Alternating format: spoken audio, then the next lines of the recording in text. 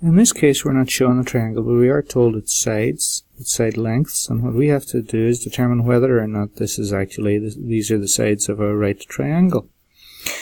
So again, this is going to use the formula that comes from Pythagoras' theorem, that the hypotenuse squared is equal to the sum of the squares on the other two sides. Now, as we go to fill this in, remember that the longest side, the hypotenuse is always the longest side. Okay, so the hypotenuse here, if it's sides 20, 21 and 29, the hypotenuse is always the longest side, so that would have to be 29. So it's 29 squared equals to leg 1, which can be either 20 or 21, it doesn't matter again which order you take the legs in.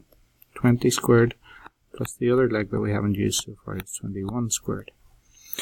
Okay, so let's figure these out on our calculator. So bring up our calculator, and we need 29 squared.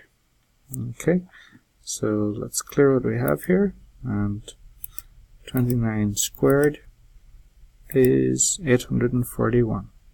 Okay, so 841 is equal to 20 squared is 400 plus 21 squared. You can use the calculator for that again. It's not one that you would tend to know or to remember. So 21 times 21 is 441. So we have 841 is equal to 400 plus 441 is 841 as well. That's true. Okay, that's true. So what that means, and this is the important part, saying true or false is not the important part. The important part is to answer the question, does the triangle have a right angle? Well, if the equation is true, then the triangle does have a right angle.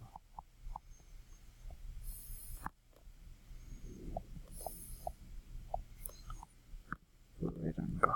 Okay.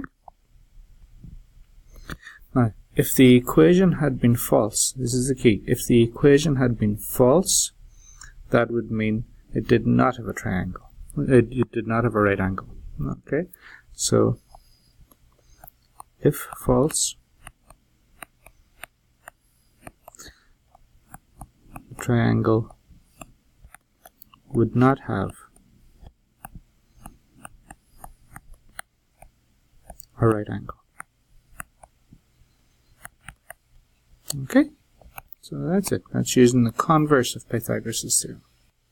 Okay, thanks for watching.